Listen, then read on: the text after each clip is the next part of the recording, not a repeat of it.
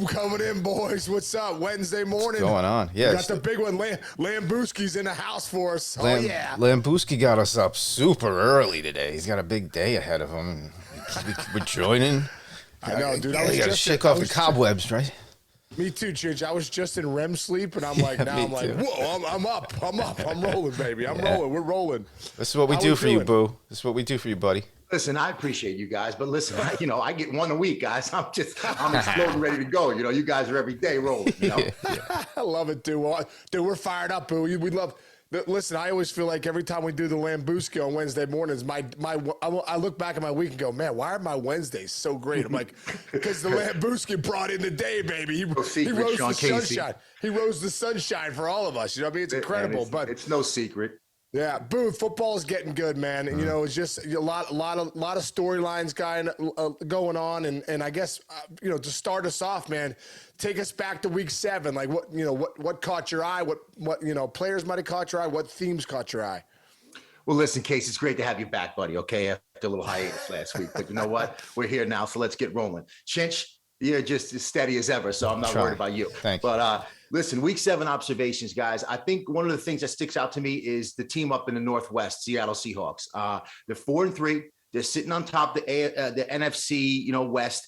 And who really would have thought this in the offseason when, Russell Wilson's headed out of town because, Pete Carroll and the little right between them. And was it Pete? Was it Russ? And, well, it doesn't matter anymore right now to Pete Carroll because Pete Carroll's got good old Geno Smith. We talked heavily about Geno just playing good football. I mean, I could see it. I'm not saying I told you so. I'm just saying like Geno's playing good football. And when your quarterback's playing good football, you got a chance to win football games in this league. Your quarterback's not playing good football, you lose games. You look at it from the sands of time. It doesn't matter. So obviously Seattle's done something right. They got a good young running back. They try to run the ball at you. It's play action. Geno's confident throwing the ball. I mean, Pete Carroll, you got to be happy for what Seattle's doing. I mean, you got the Niners, you got the Rams, the Super Bowl champs, you got the team out in the desert. Like, who would have thought the Seattle Seahawks would be sitting atop that division and battling? You know what I mean? They're a tough out right now for somebody. So you got to like what you see there. Yeah, especially after Geno Smith got punched in the face 3 years ago on the Jets and was out of the league, and now he's like the best quarterback in the NFL. It really is one of my personal favorite stories because I love a story like that. Yeah. I love it when a guy has not good success early on. In case you know this from a baseball player's perspective, sometimes you get to the show and it's like boom, bang, bing. You're like, what just happened there?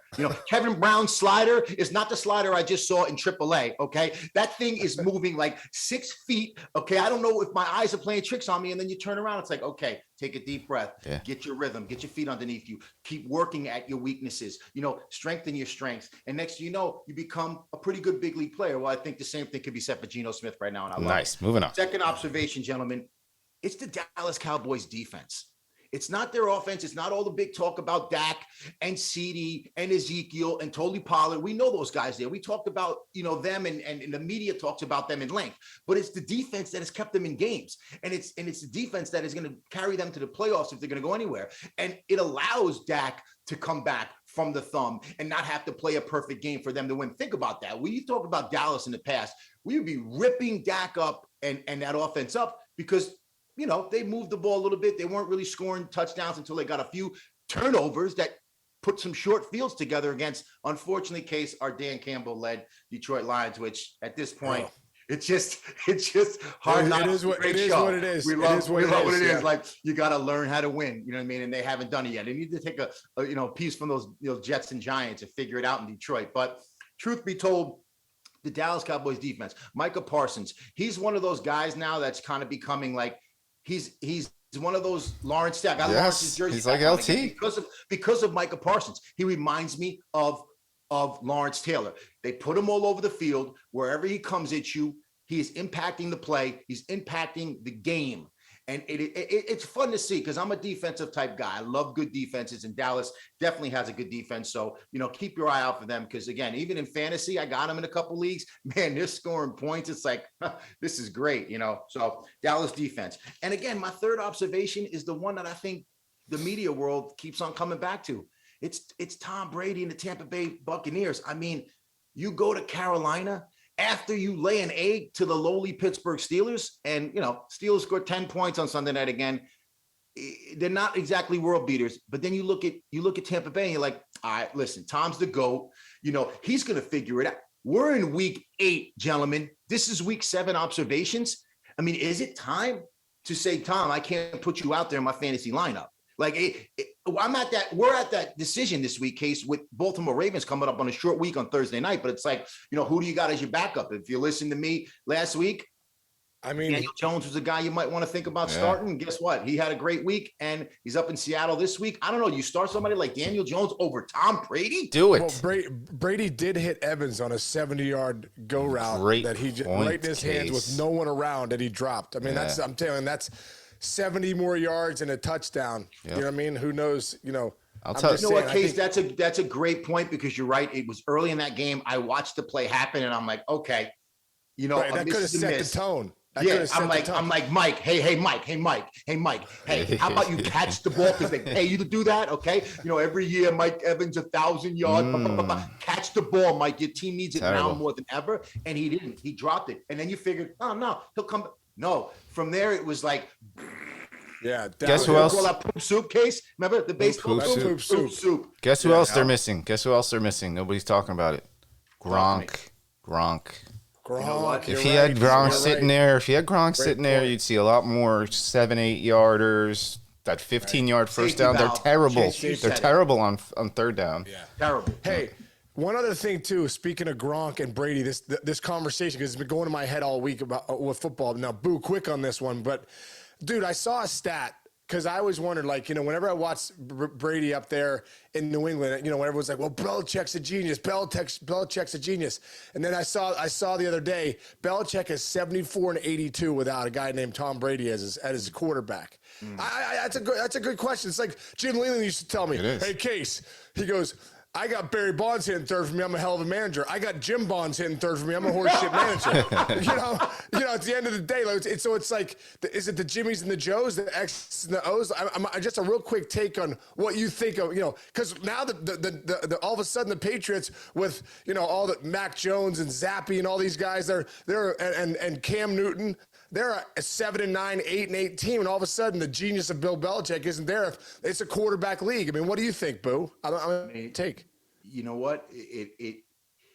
You have to. We talk about you have to have a good quarterback in this league to win. And I don't care how good you are as a coach. I think we've seen a couple of weeks ago where New England shuts out this team and then they look like they get back on track. Then all of a sudden it's like Chicago comes into town. It's like, no, they smack you around. Who saw that coming? Well, we knew that with Tom Brady at the helm, those games really never took place. Like you never lost to a team that you could beat. And it's just his competitive fire and his nature. I mean, if you go and turn that into the Steelers, you look at Tomlin this year, it's like, okay, this is your first year without Ben Roethlisberger. And we want to say what we want about Ben, but Ben's a first ballot Hall of Famer, guys.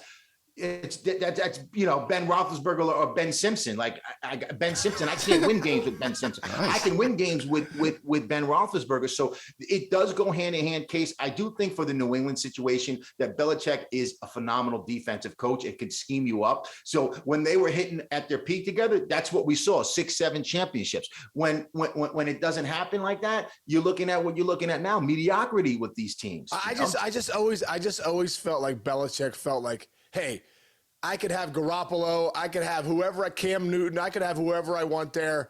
I'm the guy, and Brady's just part of this operation. Turns out, Bill, you were wrong. No. Without Brady, you're poop soup. Hey, listen, I think Bill's getting a little bit of taste of reality too, so we don't have to worry about that anymore. All right, gentlemen, let's go right on to the waiver wire because we got to hit up some waiver wire people. And again, who's on fire? We start with the quarterback position. And again, a guy that we mentioned last week that is still out there. It's Daniel Jones. I mean, listen, a buddy of mine called me last week. He's like, who do you think, Daniel Jones or Matt Ryan? And I'm like, I told him Matt Ryan. And boy, was that a mistake because I talked about Matt Ryan. We put him in the forget about it. So forget about it segment. And he dominated a week earlier. But it turns out that he's not in favor with Frank Reich. He got the shoulder injury. He's not starting this week. He's not starting. He's not starting for the rest of the season. For the rest of the year. That's it. So, when I tell you to forget about what I said last week, forget about it.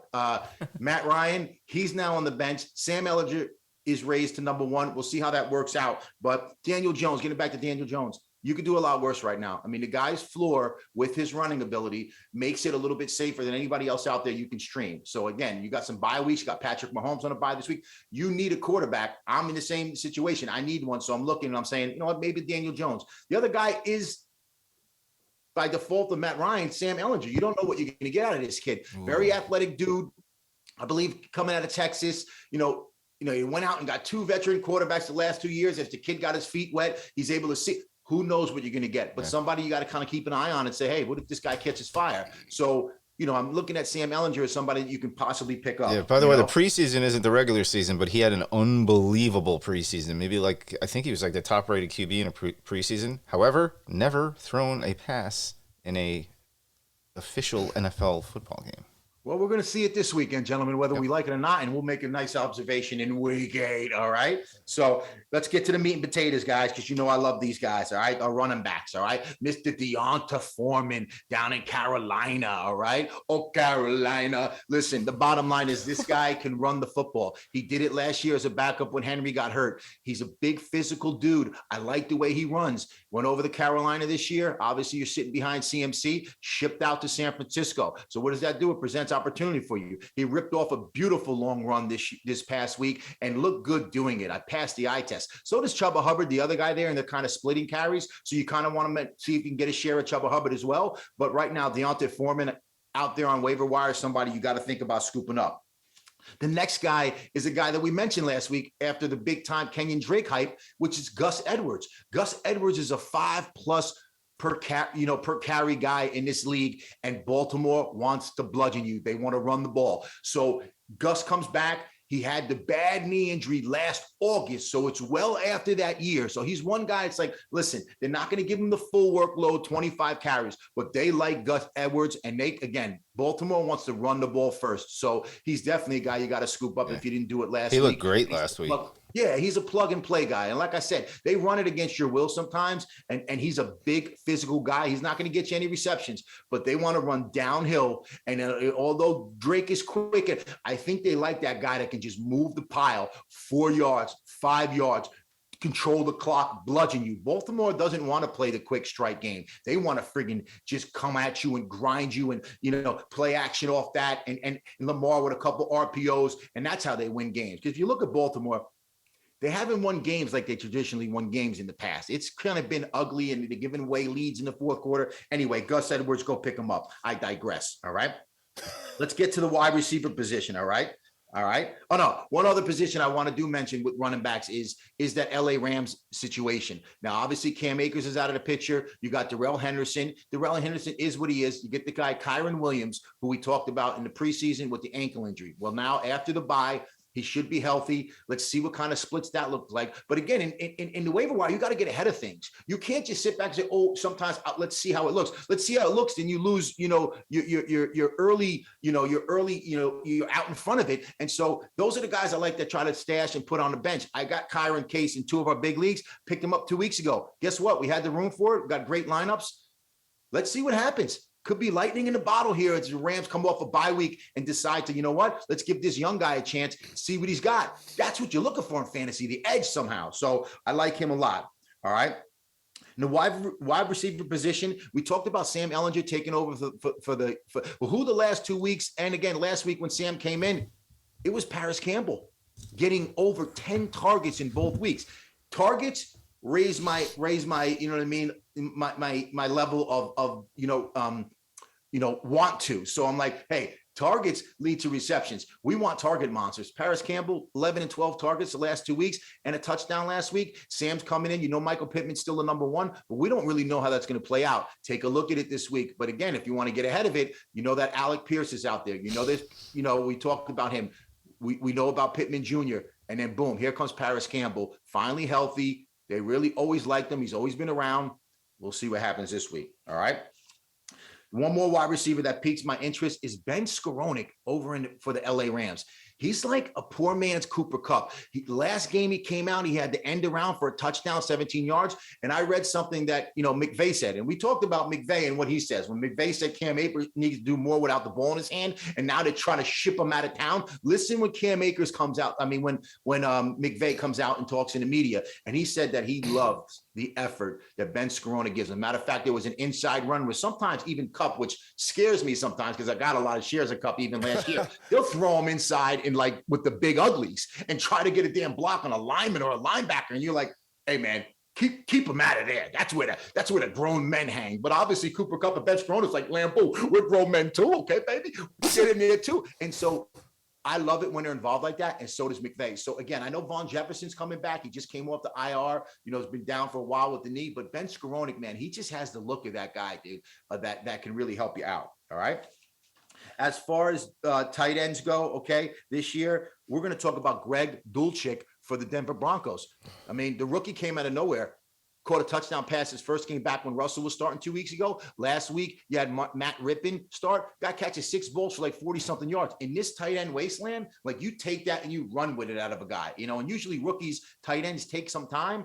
He's getting right into the mix. They're looking for anything they can on offense because they're terrible right now, the Denver Broncos and Nathaniel Hackett. So, hey, the tight end's the safety valve. Let's see if Russell comes back and he uses them this week like he did 2 weeks ago. That would be a great, great scoop up for anybody, for the tight end. And again, as for defenses, we always give you one. The one defense this week is, the Jacksonville Jaguars. They're playing the aforementioned Denver Broncos. So when you're streaming, you're looking for defenses. All I'm looking for is like, what's the worst offense out there? Do they play a defense that's available on the waiver wire? Okay, scoop them up and play them. Don't even think twice about it. Unless you have the Dallas Cowboys or a D that it's just a plug and play right now, no matter who they're playing. Jacksonville's good. We talked about the Jets playing Denver last week. Jets were played. They gave up 9 points. They had some sacks and turnovers. It's a good play. That's what you're doing when you're streaming defenses right now. All right. Beautiful. So again, enough said. Stream them. They're playing the Broncos. Enjoy. All right. I love it. All right. Indianapolis Colts you can look at as well right now. They're playing the Washington Commanders. Tyler Haneke, although I like his, guts and spa, whatever you want to call it. I believe it's called hoop spa. You know what? That's exactly what it's called. And when I said spa, I knew I was wrong. And I knew my Columbia master, okay, my professor would correct me. So thank you. Spa. Okay. So he's got the little hoof spot, right? Close enough. But he's dangerous. He'll throw it to the other team. And he did last week because the Green Bay Packers returned one for a touchdown. I'm not saying it happens, but Shaq Leonard is back for the Colts. The Indianapolis defense, a streamer that I like this week. All right, gentlemen. I love it, man. Okay. Ooh, that's a lot of good knowledge, man. Yeah. That's knowledge that I'm going to take, and we're going to have some conversations this week. Yeah, you guys got to reset your lineup. 12-2, up at the top of the one league. Let's go. 8 victories in a row in the other league. Had Ramondre Stevenson going into Monday night, needed 20 points, and he delivered. Double victory, baby. Yeah. Let's Go. That's what I expect out of Lambooski. That's why I put up the big listen, money. I'm the best don't just owner out there. practice it. Okay. We don't just practice it right here. We preach what we practice. We practice That's what right. we preach, bro. Yeah. Let's That's go. right. We got a trade on the table with Denny Neagle. Who knows where that's going to take us? We'll see what happens. Do you? See what happens. Wait, real quick. What's the trade? What's Yeah. the trade? What was the trade? What was the trade, Boo? Was Godwin?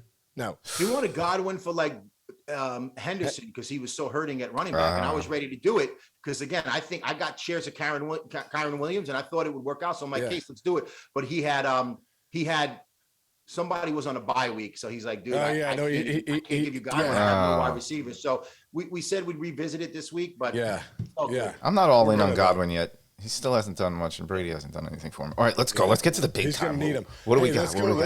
Let's go into the forget about it, Boo. This is the moment we're all waiting for. Give us who was forget about it? Who was forget about it? Well, first thing, I talked about Matt Ryan last week. So what I want you to do about anything that I talked about with Matt Ryan, I want you to forget about it. All right. Flush it right down the toilet. Really forget about it. All right. So let's go. All right. So the first guy we got on this side of the Doug tracks, okay, is a guy that honestly we talked about here, and a bunch of people were worried, like, oh, the arrow's pointing up. Oh, Mr. Dallas Cowboy, Mr. Michael Gallup. Hey, Mr. Michael Gallup, you got Dak Prescott coming back. Everything looks great, doesn't it? Yeah. You got Dak. He's gonna swing you the rock. Your arrow's pointing up. 2 targets for 0 yards. No points. A big fat bagel. Forget about it. Listen, you got to forget about it because honestly, there's got to be better days. You know what I mean? You know, but I mean, the first game back, Dak comes back. Dallas is all exciting. A big, fat, wet fart bagel. Okay. So guess what? Forget about it. Move on. All right. So our next guy, we're going to head to Wisconsin, okay, with the cheeseheads, okay? We're going to get a bagel this time, though, but we're going to get a bagel with cheese, okay? Mr. Romeo Dobbs, what did you do? You had 4 targets for 0 receptions, 0 points, a big fat bagel with cheese down in Wisconsin. Forget about it, Mr. Romeo. Romeo, Limburger cheese. You're the only healthy receiver left in Green Bay. What's going on over there? Samuel Watkins, Christian Walker, Randall Cobb, who's the other guy over there, their starter? Everyone's down. Yes, yeah. Romeo's the only healthy guy. You get a fat bagel. Forgot about it. I'm gonna have a bagel with cheese and bacon toasted today. Oh, let's go. That's just got me very excited. All right, keep going. Listen, we're gonna stick with the cheeseheads, okay? We're gonna stick with the cheeseheads because Green Bay played Washington this past week, and you know what that was supposed to be? That was supposed to be a running game, okay? That was supposed to be, let me run the football this week, take the pressure off of Mr. Aaron Rodgers and the boys. But Mr. A.J. Dillon, somehow, somewhere, you forgot to get on the bus and go to Wisconsin, okay? Because you got me 4 carries for 15 yards, 1.5 points out of your starting running back against the Washington Commanders. Forget about it. Do me a favor and just take AJ Dillon's stat line and forget about it. Get it out of your head. All right. Okay, baby. Ladies and gentlemen, we're moving on to the other side of the tracks. Okay, where we got some studs. All right. And where's our first performance is going to take us? I get excited about this one, guys, because I'll tell you what. If there's anybody in the fantasy world out there that talked this guy up where everybody went in the opposite directions, it's none other than Josh Jacobs. For the 3rd week in a row, the guy put up almost 40 points. He was dominant last week. He was skipping around. McDaniels was feeding the rock. He went for 140 yards. I don't even know how many. What was it? 143 yards on 20 carries, sprinkling 3 catches for 12 yards because we love to sprinkle, okay? And the guy puts up 40-plus points and carries us in that league to a double victory again. Josh Jacobs, the big Lambooski is putting a stamp on this year. Go back to the early podcast. Go back to your magazines and read every single prognosticator who's out there. Every expert can kiss my hairy arse again, okay? Josh Jacobs was a guy that I said, This guy plays hurt. He's played hurt. And you know, when you're on a bum ankle, bum knee with everybody that sits out nowadays for 5 weeks with ankle, he grinded through it because he realized this team needs me and I need to play football. And coming back this year, he's got spring. He's got that great lateral movement, that sudden side to side movement. He breaks tackles. He can receive the ball. He's always been better at receiving it. They just never gave him the opportunity. It's all coming together for Josh Jacobs and Vegas right now. So I absolutely love it. Wait, you didn't say forget about it. What's up? You didn't yell out forget about it at the end. Forget about it then, okay? Okay, there you go. Sorry, move on. Right? Thanks for keeping me in check, Chips. I appreciate you, brother. All right, that's why he's the best in the business. Thank you. The next stud we got is hailing from the Northwest again. The first team we talked about with the Week 7 observation, the Seattle Seahawks, Mr. Kenneth Walker III, okay? We talked about this guy and we know we liked him. Rashad Penny deserved to be starting for them, but Mr. Walker was sitting in the background going, guys, I tote the rock and I tote it well. Oh, Pete, you love to run the ball? Listen, let me tell you something. The guy goes for 168 yards this past week, and the icing on the cake is a 75-yarder to put the game away. Forget about it, Kenny Walker III. I'm with you, baby. Okay? I love running the ball hard. He looks like a beast in a uniform, man. He's thick. He's hanging out. Oh, you got the top-end speed to take it to the house. Forget about it. If you got shares of that guy, let me tell you, you're excited. And you should be, because honestly, it's just working right now in Seattle for a lot of different reasons. But Kenneth Walker III, man, impressive young dude. These young running backs, I'm upset that Breece Hall got hurt. He was almost that same guy with him where they were both doing their thing. So Jets, you traded for James Robinson. It's great. But this guy, you can forget about it, Mr. Walker. All right. Our final stud in this segment, hails from the bird case. Okay, we like to talk about Joe Burrow and Jamar Chase, and honestly, they could be in this section every week. Okay, because they're putting up monster numbers. But Mr. Tyler Boyd, you can forget about it, baby. I didn't forget about you. All right, look at this guy's stat line: 8 balls for 155 yards, a 60-yard touchdown early in that game. He's like the forgotten man in Cincinnati with that wide receiver room. But I'll tell you right now, don't forget about him. Because the man will make you forget about it at the end of the day, okay? Because Tyler Boyd, honestly, guys, Tyler Boyd, that wide receiver room, the Cincinnati Bengals are ascending. You want some shares of that? Like, who knows? I'm sure Tyler Boyd's not out there on your leagues, but I got to tell you, he impresses me. He catches the ball when it's thrown to him. He's a Pittsburgh guy. They love him around here. What's not to like? And that's it for the segment. Bada bing, bada boom. Well done. Well done, Boosie. You got my energy ready to go for a Wednesday morning, dude. I love the fact, though, Kenneth Walker, he guy's a stud. First off, he's explosive, but I love that you forgot to forget about it for the first guy, and you said 17. You said 17. Forget about it, Kenneth Walker. Yeah, it's a good catch up. So, yeah. I think that's why we have such a great producer. Okay, because the producer's supposed to keep me in check. Okay, this is not this is not the studio. I don't have anything in my ear. We're doing this live, brother. My favorite thing is when you lean in, when he leans in with the forget about it, it's like, you guys ever see Jaws 3D? When a shark breaks through the underground thing at like the SeaWorld? Yeah. That's what Boo looks like. He goes, love it. I come right in there. Like a caged animal. Yes. It looks like he's trying to eat his computer screen. It's unbelievable. It's Boo always says it. Let me out of the cage. Boo sends a text in the morning to me like this. This is his text. For everybody who knows, it's just a Rottweiler just foaming at the mouth to do a show. Look, that kind of look. That's what Boo. That's what you look like when you say forget about it, just like that. Well, I love it. I need it. I come right into the screen. So listen, real quick. Chinch, how you doing with your teams? I know you got your 2 teams. What's the latest? I'm in first place in both, except I lost Brees, man. Yeah. Losing Brees, and I have a really good starting lineup in that league. I have nobody to trade. Here, let me do this super quick. Here, I'll give you my lineup. Tell me who to pick up on a waiver wire. I was just saying, Chich, you got to call. You got to get a call into the Lambooski. It's like calling the doctor. So, dude, first of all, my 2 running backs were Barkley and Hall. I was domination station. So I still have Pollard. I have Kareem Hunt, who I'm really hoping gets traded. Apparently, he could go to California, one of the California teams. Yeah, right. I don't know what else to do, though. I picked up Wan'Dale Robinson. Was it Wan'Dale or Wendell from the Giants? Wan'Dale Robinson, yeah. Just getting there, but I got screwed last. I lost for the first time last week. Andrews, who did nothing. Metcalf, who left in the first quarter. Hall, out. At least I got 17 out of him from that big play. Yeah. I'm struggling right now, though. You could have got 1.4 points from a player before he got hurt, like Amon-Ra St. Brown, that's Case true. I had in both leagues, which we still survived, Case, but you get that injury early in the game, man. There's nothing worse than that. And here's the thing about Amon-Ra St. Brown and Chinch. I don't mean to get you off the track, but we're running. We got good time today.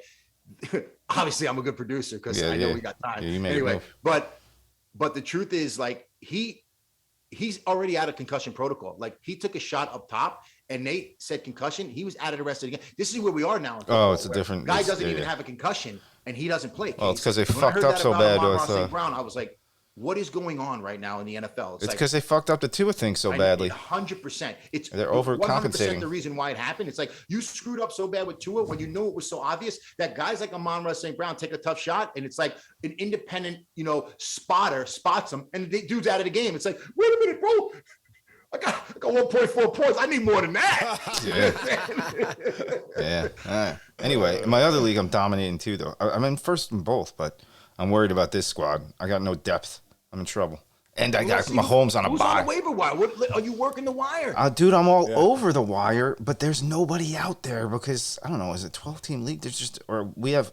I hear you. This is 2 wide receiver, 2 times, I think that we have two flex spots. So that's one less guy. What about Kyron Williams?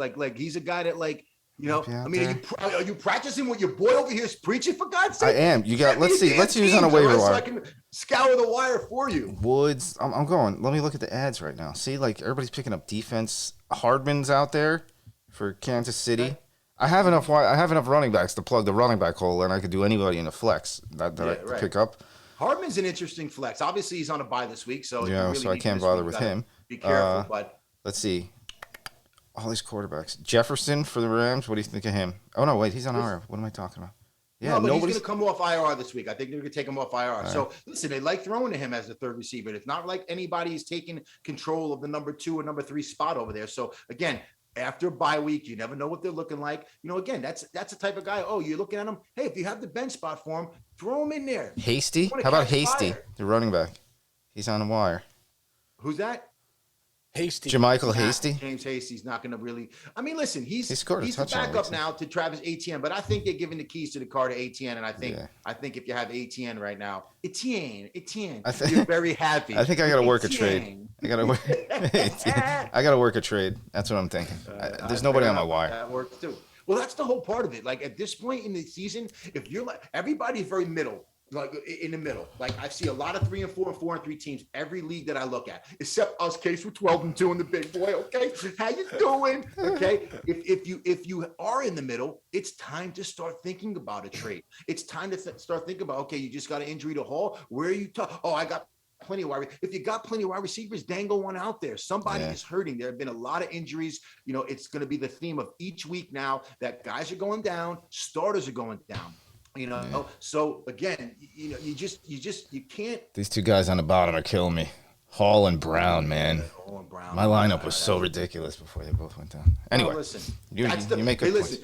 If I'll be damned if we didn't say this, like injuries, everything. This is the whole like the war of attrition. The world. It's like if you just think you're sitting back, oh, I'm riding, and you're not really looking ahead. Like again, those first, you know, we're in that first place in the one league case. Like I'm still grinding and looking ahead. I don't want to miss out on the waiver wire guy because I think my team is good because next week it changes. You know, Metcalf, Amon-Ra St. Brown, it doesn't matter. Like you're going to lose a starter. It's like, okay, if you're really looking at the wire and planning ahead, Kyron Williams, let's see what happens with him. You know, again, you got Paris Campbell. Okay, last week he caught a couple balls. Were you ahead of it? Did you throw him on your roster? Oh, now a new quarterback. What if he becomes his number 1? That's how you win fantasy ZD, okay? Attaboy, I love it. I love it, bro. All right, good stuff, guys. We did it. Yeah, great stuff, man. Great stuff. Chinch, way to produce it. Boo, way to produce your stuff and come out like a freaking absolute cannon. Okay. Hey, Case, if you want to know if you got any chutzpah, just there look we it go. up, right? There's your next T-shirt. I got chutzpah.